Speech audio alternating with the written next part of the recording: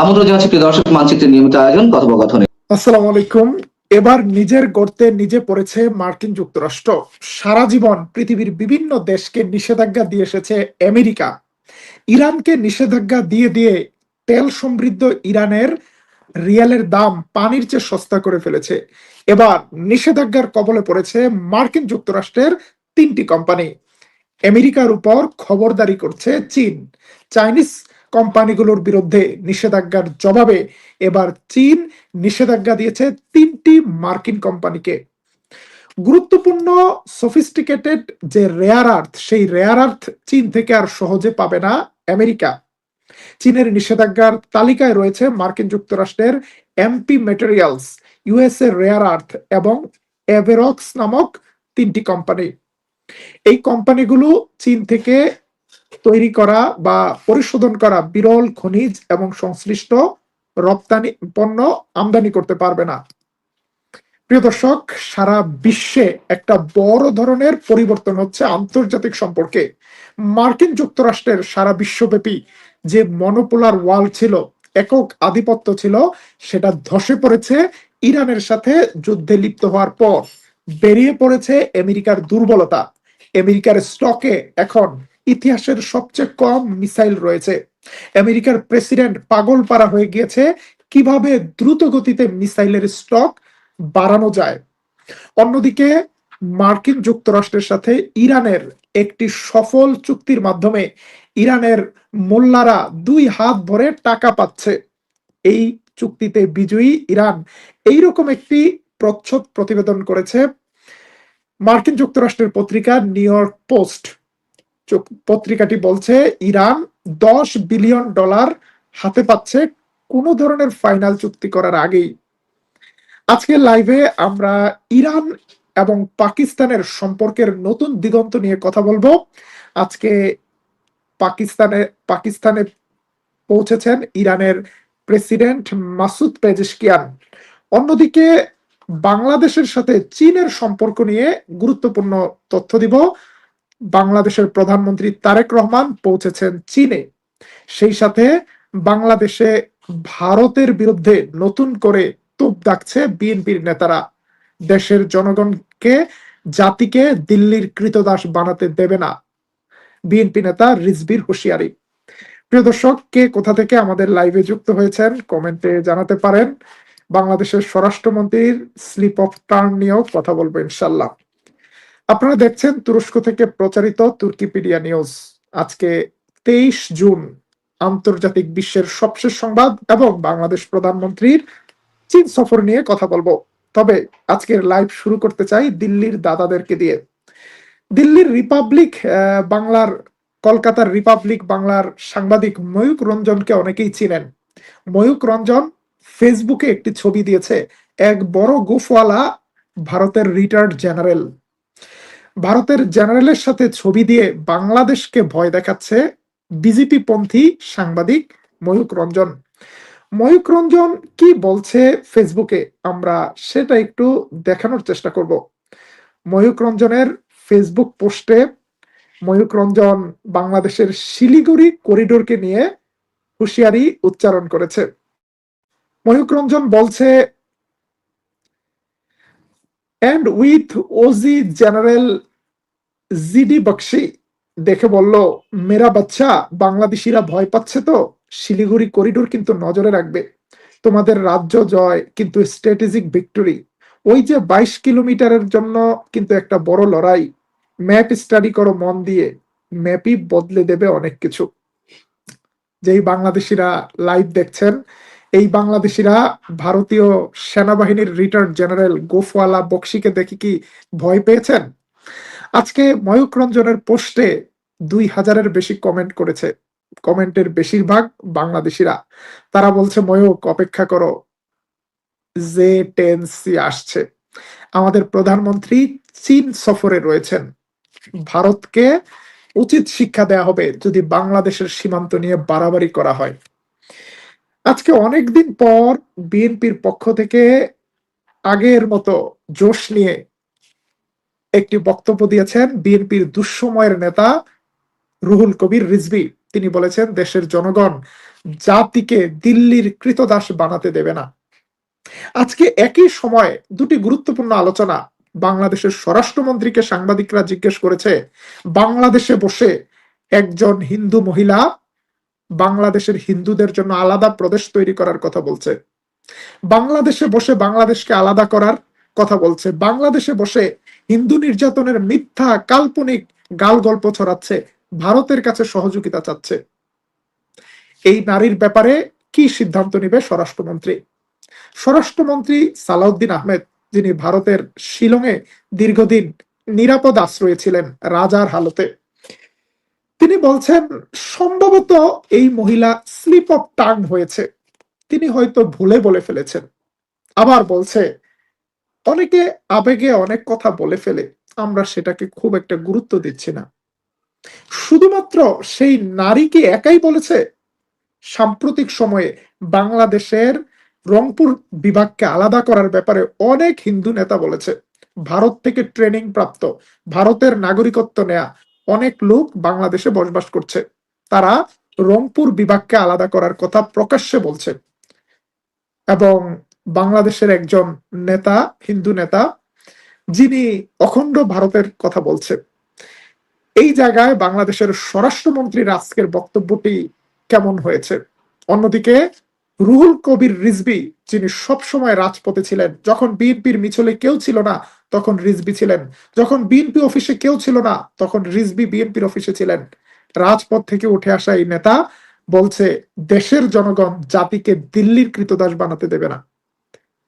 আজকে ভারতীয়দের ভারতপন্থী প্রচারণার প্রপাগান্ডার জবাবটি, কার জবাবটি সুন্দর হয়েছে, সালাউদ্দিন নাকি রিজভী? কমেন্টে জানাতে পারেন। তবে ভারতের নজর এখন চীনের দিকে। চীন সফরে রয়েছে বাংলাদেশের প্রধানমন্ত্রী তারেক রহমান। তারেক রহমান মালয়েশিয়ার সফর শেষ করে চীনের দালিয়ানে পৌঁছেছেন, সেখান থেকে হাই স্পিড ট্রেনে পরবর্তী গন্তব্যে যাচ্ছেন।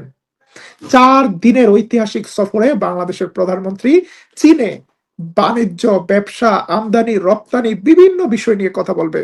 কিন্তু এই সফরের সবচেয়ে বড় আকর্ষণ J-10C ফাইটার জেট।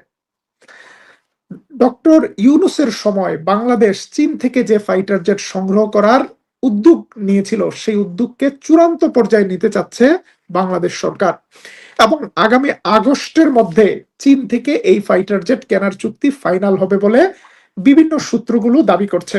বাংলাদেশ কমপক্ষে 20টি ফাইটার জেট সংগ্রহ করবে। ফাইটার জেটগুলো 2027 সাল নাগাদ বাংলাদেশের হাতে আসবে।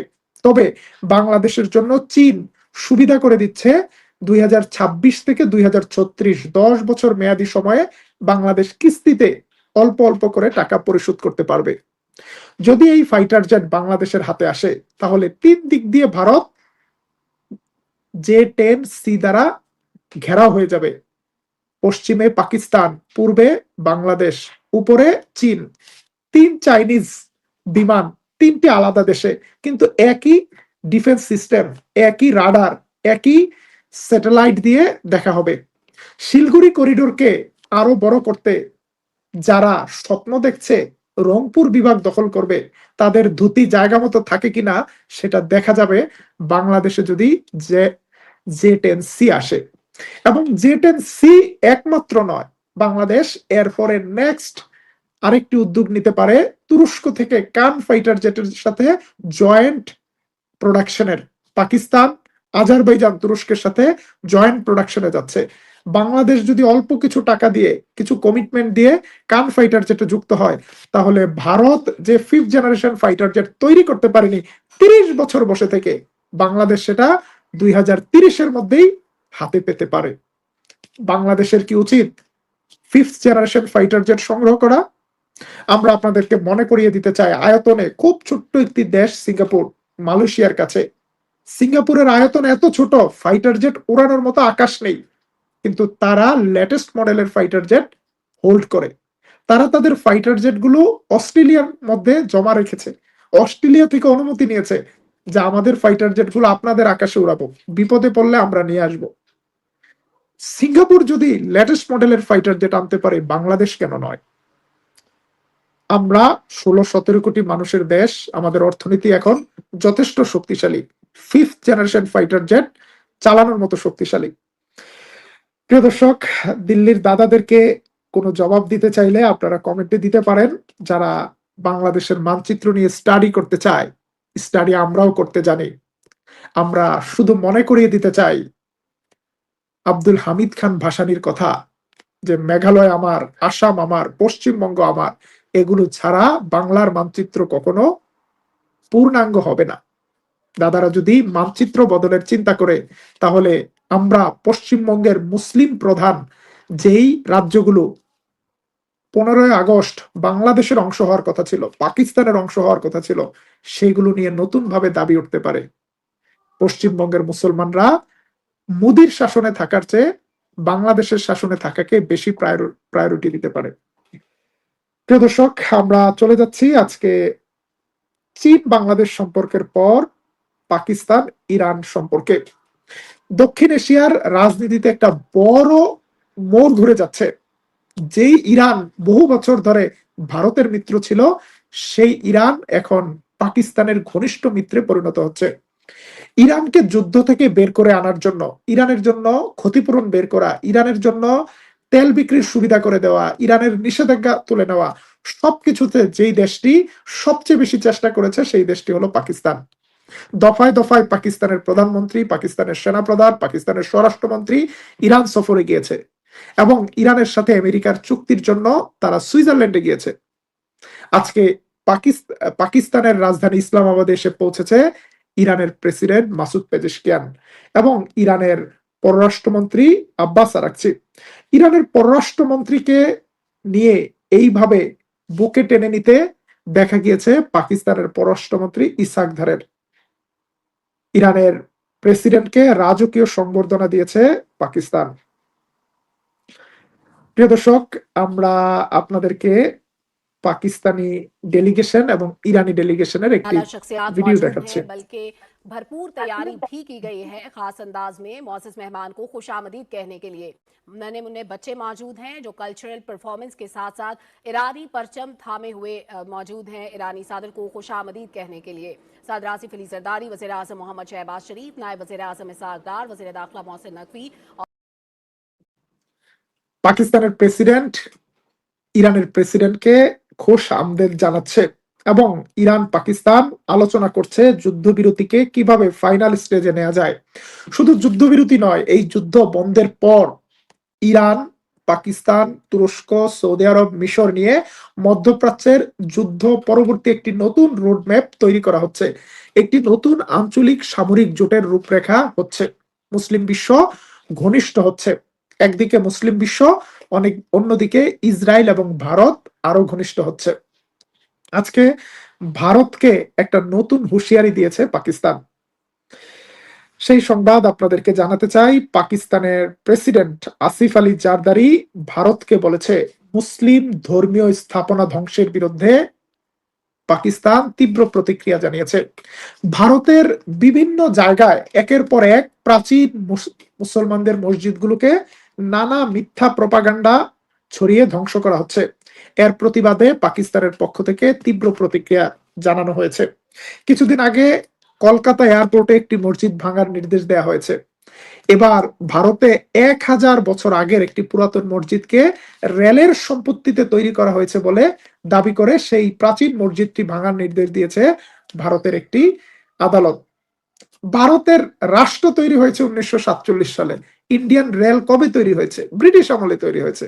অথচ এই মসজিদ সুলতানি আমলের তৈরি করা একটি মসজিদ, 1000 বছর পুরাতন। ভারত বিভিন্ন শহর থেকে মুসলমানদের নামগুলোকে চেঞ্জ করতে চাইছে। কলকাতা বিশ্ববিদ্যালয়ের সাবেক ভিসি হাসান সোহরাওয়ার্দীর নাম বদল করে সেখানে কোথাকার কোন গোপালের নাম দিচ্ছে। ইসলামের নাম চিহ্ন মুছে ফেলার চক্রান্ত করছে মোদী সরকার। শুধু নাম চিহ্ন নয়, ইসলামের পবিত্র স্থাপনা মসজিদগুলোকে গুড়িয়ে দেওয়া হচ্ছে, ঠিক ইসরায়েলি স্টাইলে। ইসরায়েল যেমন অন্য দেশ থেকে আসা লোকেরা ফিলিস্তিনিদেরকে অবৈধ বলছে, তাদের কাগজপত্র দাবি করছে, আজকে একই স্টাইল ফলো করছে ভারত। আমাদের পশ্চিমবঙ্গের কিছু বাঙালি মুসলমান আছে, যারা অতিরিক্ত ভারত প্রেমী, মোদী প্রেমী, আপনাদেরকে বলছি শুনে রাখুন, মোদির প্রতি বেশি ভালোবাসা থাকলে মোদির দেশে জায়গা হবে না, 2 দিন পরে বাংলাদেশে ঠেলে পাঠাবে। আপনারা কি টের পাচ্ছেন না বাংলাভাষী মুসলমানদেরকে কিভাবে পুলিশ গ্রেপ্তার করে বিনা কারণে টাকা পয়সা চাচ্ছে, টাকা পয়সা না দিলে বাংলাদেশ বর্ডারে পুশিং করছে। সচেতন হতে হবে। প্রিয় দর্শক, আজকে ভারতের পক্ষ থেকে পাকিস্তানের প্রেসিডেন্টের এই বক্তব্যকে অস্বীকার করা হয়েছে, বলা হয়েছে ভারতের অভ্যন্তরীণ বিষয়ে যেন পাকিস্তান হস্তক্ষেপ না করে, এবং পাকিস্তানের এই বক্তব্যকে একটি ঘৃণা থেকে তৈরি হওয়া একটি বিদ্বেষপূর্ণ বক্তব্য বলে দাবি করেছে ভারতের পররাষ্ট্র মন্ত্রণালয়। সে যাই হোক, আমরা এতে আনন্দিত যে ভারতের মুসলিম স্থাপনাগুলোর ব্যাপারে পাকিস্তান মুখ খুলেছে। মুখ খোলা উচিত বাংলাদেশেরও। বাংলাদেশে কোথাও রাম মন্দির ছিল না, হঠাৎ করে এক বিশাল মূর্তি তৈরি হবে, সেটা নিয়ে যদি ভারত কথা বলতে পারে, তাহলে ভারতের ভেতরে যে হাজার বছরের মুসলিম ঐতিহ্য আছে সেটা নিয়ে কথা বলা বাংলাদেশের উচিত কিনা। এক সময় তো আমরা একসাথেই ছিলাম, আমাদের বাংলার ট্যাক্সের টাকায় ভারতে অনেক কিছু তৈরি হয়েছে। মুঘল সাম্রাজ্যের সময় বাংলাদেশের মানুষও ট্যাক্স দিয়েছে। প্রিয় দর্শক, আমরা চলে যাব আজকের ইসরায়েলের সংবাদে। ইসরায়েলের প্রধানমন্ত্রী প্রার্থী বেনেট নাফতালি, যিনি সাবেক প্রধানমন্ত্রী ছিলেন, তিনি দাবি করেছেন নেতানিয়াহুর শাসনামলে ইসরায়েল নামক রাষ্ট্রটির ব্র্যান্ড ভ্যালু কমে গিয়েছে। ইসরায়েল প্রতিষ্ঠার পর এই প্রথম আমেরিকাতে বেশিরভাগ মানুষ, মেজরিটি মানুষ ইসরায়েলকে আর পছন্দ করছে না, তারা ইসরায়েলকে নেগেটিভলি দেখছে। এটা একটা ডিজাস্টার, ইসরায়েল নামক ব্র্যান্ডটি ধসে পড়ছে। চলুন আমরা শুনে আসি নাফতালির কথা। First of all, you're right. The alliance is at a precarious moment. We have to look at the picture as it is, not as we want it to be. The main issue is that ultimately political alliances are based on public opinion. And the fact is that for the first time since the establishment of Israel, the brand Israel is a net negative in the United States. নেতানিয়াহুর শাসনামলে আজকে Israel যেটি করেছে গাজায়, লেবাননে, সিরিয়ায়, এই তথ্যগুলো এখন সোশ্যাল মিডিয়ার কারণে সারা বিশ্বের মানুষের কাছে পৌঁছে গিয়েছে। সারা বিশ্বের টিকটক একটি রেভলিউশন করে ফেলেছে। মার্কিন মেইনস্ট্রিম মিডিয়া, এবিসি, এনবিসি অথবা সিএনএন যেই তথ্যগুলোকে চেপে রেখেছিল, যেই ফুটেজ কাউকে দেখতে দেয়নি, টিকটক সেগুলোকে মানুষের সামনে তুলে ধরেছে, যে কারণে মার্কিন জনমতে একটা ব্যাপক পরিবর্তন ঘটেছে। আজকে বেশিরভাগ মার্কিনই ফিলিস্তিনের পক্ষে সহানুভূতিশীল। এই বিষয়টাকেই তুলে ধরেছে ইসরায়েলের প্রধানমন্ত্রী প্রত্যাশী। তবে ইসরায়েলের বর্তমান পররাষ্ট্রমন্ত্রী গিডিয়ন সার বলছে ভিন্ন কথা। গিডিয়ন সার বলছে লেবাননে ইরান নাকি দখলদারিত্ব করছে, ইসরায়েল নাকি দখলদারিত্ব করছে না, লেবানন নাকি ইরানের অকুপেশনের মধ্যে আছে। চলুন আমরা ইসরায়েলের পররাষ্ট্রমন্ত্রীর বক্তব্য শুনি। Not so many people are saying it. Lebanon is under Iranian occupation, indirect by Hezbollah, but under an occupation. On the soil of Lebanon, there is a stronger army than the Lebanese army, which is Hezbollah. ইসরায়েলের পররাষ্ট্রমন্ত্রী বলছে লেবাননের ভেতরে লেবাননের মিলিটারির চেয়ে শক্তিশালী military আছে হিজবুল্লাহ। ইরান আসলে লেবাননকে দখল করে রেখেছে। তো এখন কি ইসরায়েলিরা লেবাননকে মুক্ত করতে আসছে? যেমনটা ইন্ডিয়া বাংলাদেশের মানুষকে মুক্ত করতে চায়, মাঝে মাঝে বিএনপি জামাতকে সরকার থেকে হটিয়ে দিয়ে বাংলাদেশকে নাকি মুক্ত করবে ইন্ডিয়া। ঠিক তেমনি ভাবে আপনি যদি ইন্টারন্যাশনাল রিলেশনস পড়েন, আপনাকে অবশ্যই ইন্ডিয়া এবং ইসরায়েলের পলিসি মিলিয়ে দেখতে হবে, পাকিস্তান এবং ইরানের পলিসি, পাকিস্তান তুরস্কের পলিসি, বাংলাদেশ পাকিস্তানের পলিসি মিলিয়ে দেখতে পারবেন। তাহলে আপনি পজিটিভ নেগেটিভ বুঝতে পারবেন কোন দিকে যাচ্ছে। লেবাননের একটা সেনাবাহিনী রয়েছে, পুতুল সেনাবাহিনী। আজকে 23শে জুন 1757 সালের 23শে জুন পলাশির ময়দানে বাংলার সেনাবাহিনী পরাজিত হয়েছিল। মীর জাফর আলী খানের, এবং শুধু মীর জাফর আলী খান নয়, তার এই দেশীয় হিন্দু সভাসদ মরমচাঁদ, এইরকম রায় বল্লভ, এদের চক্রান্তে বিশাল সেনাবাহিনী যুদ্ধ করেনি। ৫১,০০০ থেকে ৫৩,০০০ মিলিটারি পার্সন ছিল, অথচ মাত্র ১,০০০ সৈন্য নিয়ে লর্ড ক্লাইভ বাংলাকে দখল করেছিল। ঠিক এই ধরনের একটি সেনাবাহিনী রয়েছে লেবাননে। এটা নিয়ে, এই সেনাবাহিনী নিয়ে ইসরায়েলের কোনো টেনশন নাই। ইসরায়েলের টেনশন হিজবুল্লাহ নিয়ে। ইসরায়েল বলছে হিজবুল্লাহ নাকি লেবাননকে দখল করে রেখেছে। তো এখন লেবাননকে মুক্ত করার দায়িত্ব নিয়েছে Israel. Federal security. So it's a mutual challenge. Usually, we hear statements, I hear statements in the international community that Israel is breaching Lebanon's sovereignty. This is not the truth. Hezbollah is breaching Lebanon's sovereignty. Iran is breaching Lebanon's sovereignty. কত সালবাকল শিখাচ্ছে আমাদেরকে, বলছে যে ইসরায়েলের সেনাবাহিনী লেবাননের সার্বভৌমত্ব নষ্ট করছে না। তারা তো পবিত্র সেনাবাহিনী, তারা কিভাবে সার্বভৌমত্ব নষ্ট করে? তারা গ্রামের পর গ্রাম ধ্বংস করে দিয়েছে, তারা মানুষকে বাড়িঘর থেকে উচ্ছেদ করেছে, তারা দক্ষিণ লেবাননে কোনো লেবানিজ নাগরিককে যেতে দিচ্ছে না। তাও তো লেবাননের সার্বভৌমত্ব লঙ্ঘন হয়নি। সার্বভৌমত্ব লঙ্ঘন করছে শুধু ইরান। ইসরায়েলের পররাষ্ট্রমন্ত্রীর বক্তব্য শুনলে পৃথিবীটা আপনাকে উল্টো করে দেখতে হবে। এবং ইন্টারেস্টিং বিষয় হলো, ইসরায়েল লেবাননের যেই প্রধানমন্ত্রী আছে, চেহারাটা প্রেসিডেন্ট জোসেফ আউন, চেহারাটা দেখতে বাংলা সিনেমার জাম্বুর মতো। জাম্বুকে আপনাদের মনে থাকার কথা। সেই জাম্বু বলছে যে লেবাননের বিষয়ে ইরানের হস্তক্ষেপ করার কোনো অধিকার নেই। লেবাননকে বাঁচাতে ইরানের মধ্যস্থতার কোনো দরকার নেই। লেবানন তার নিজেরটা করতে পারবে। আমরা গতকালকে লাইভে ওনাকে নিয়ে অনেক কথা বলেছিলাম।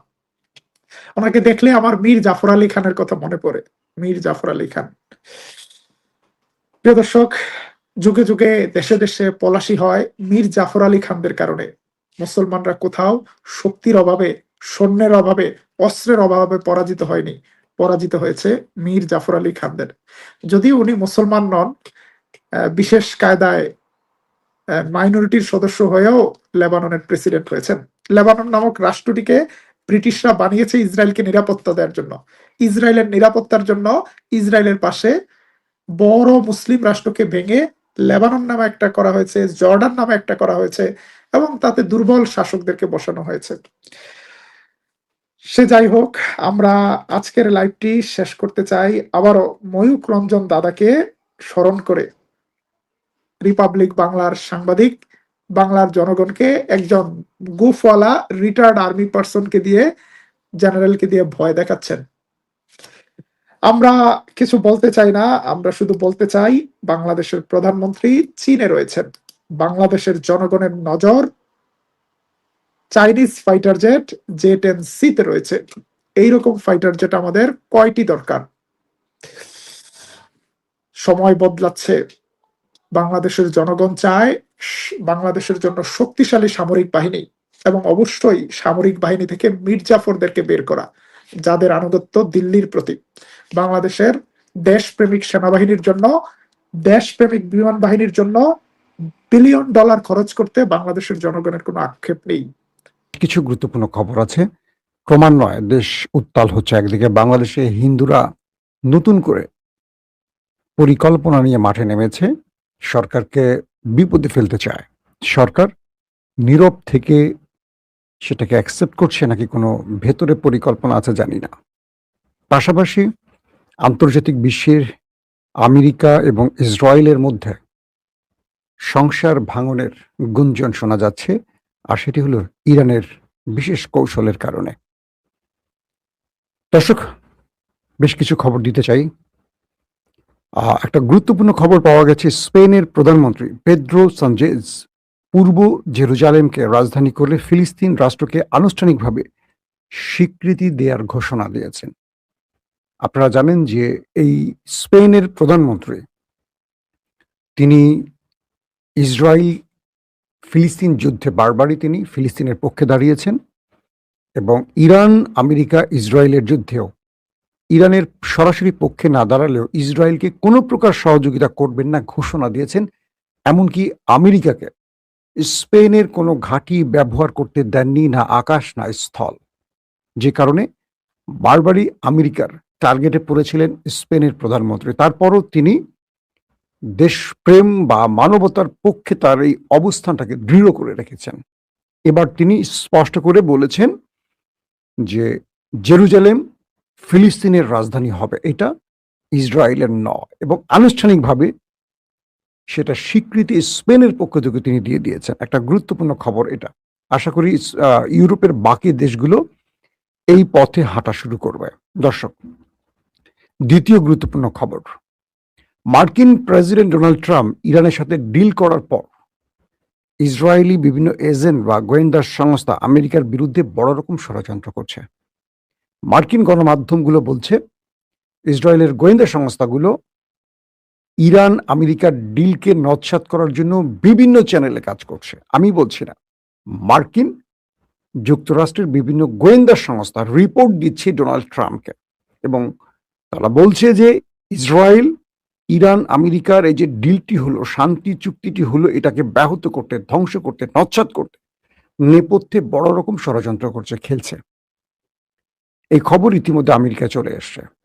প্রেসিডেন্ট ট্রাম্প স্পষ্ট বলেছেন ইরান এবং আমেরিকার এই শান্তি চুক্তিটি বাধা সৃষ্টি করতেছেন নেতানিয়াহু বা ইসরায়েল। সে নিজেও বলছেন, ডোনাল্ড ট্রাম্প বলছেন। মার্কিন ভাইস প্রেসিডেন্ট জেডি ভ্যান্স তিনি আজকে ইসরায়েলকে শাসিয়েছেন এবং আমেরিকানদেরকে সতর্ক করেছেন। তিনি বলছেন ইসরায়েলকে আমেরিকার বিষয়ে নাক গলাবার। জেডি ভ্যান্স বলছেন আমেরিকা তার নিজস্ব স্বার্থ রক্ষায় যে কোনো সিদ্ধান্ত নেওয়ার ক্ষমতা রাখে। ইসরায়েল কেন বারবার আমেরিকার ভেতরে, অভ্যন্তরীণ ভিতরে রাজনৈতিকভাবে হস্তক্ষেপ করে? কে বলছে? মার্কিন ভাইস প্রেসিডেন্ট ট্রাম্পের পরে যার নির্বাহী ক্ষমতা, সেই জেডি ভ্যান্স বলছেন আমি আমেরিকানদের সতর্ক করছি ইসরায়েলের মদদে মার্কিন যুক্তরাষ্ট্রের ভেতরে কোনো কূট পরিকল্পনার সাক্ষী বা অংশ হবেন না। এই বক্তব্যটির মানে কি? অর্থাৎ ইসরায়েল ডোনাল্ড ট্রাম্পকে তার ক্ষমতা থেকে সরাতে চাইছে। আপনাদেরকে আমি বোধহয় কোনো একদিন একটি পর্বে বলেছিলাম, 2-2.5 মাসের মধ্যেই বোধহয় মার্কিন দুজন গুরুত্বপূর্ণ ব্যক্তি, একজন মার্কিন প্রেসিডেন্ট এবং তার ভাই নিহত হয়েছিল স্রেফ ইসরায়েল যখন ডিমোনাতে নিউক্লিয়ার বোমা বানাচ্ছিল পাওয়ার প্ল্যান্টের নাম করে, তখন বাধা হয়েছিলেন জন এফ কেনেডি, আপনারা তো নাম শুনেছেন, এবং তার ভাইও এই ইসরায়েল বিরোধী মনোভাবের জন্য প্রাণ দিয়েছিলেন। আজও সেটা সঠিক বিচার পায়নি আমেরিকানরা। কে নেপথ্যে ছিল এটার? এরপর থেকে আমেরিকান প্রেসিডেন্টের দেখা যায় ইসরায়েলের পুতুল হয়ে চলতে। ইসরায়েল যেভাবে নাচায় তারা সেভাবে নাচে। তো এবার ডোনাল্ড ট্রাম্প সেভাবে নাচতেছিলেন, সব ঠিক আছিল, মাঠ ইসরায়েলের সাজানো ছিল, মিউজিক ইসরায়েলের ছিল, গান ইসরায়েল গাচ্ছিল, ট্রাম্প নাচতে ছিল। কিন্তু ইরান এমন খেলা খেললো, পরাশক্তিকে, সুপার পাওয়ারকে এমনভাবে নাকানি চুবানি খাইয়েছে যে ট্রাম্প নিজের রাষ্ট্র এবং নিজের ক্ষমতা বাঁচাতে শেষ পর্যন্ত ইরানের সাথে ডিল করতে বাধ্য হয়েছে। আর এটিকে ইসরায়েল নিচ্ছে তার বিপক্ষে হিসেবে। কারণ যে ডিলটি হয়েছে সেই ডিলটির জন্য কয়েক মাস আমেরিকাকে ওয়েট করতে হয়েছে। আমেরিকা ইরানের কোনো শর্ত মানেনি, বরং থেমে থেমে ভেতরে ভেতরে অ্যাটাক করছিল নিজের নিরাপত্তার নাম করে, আত্মরক্ষার নাম করে। তার মধ্যেও ইরান তাদেরকে শক্ত জবাব দিয়ে প্রমাণ করে দিয়েছে মিডল ইস্টে বাদশাহ ইরান।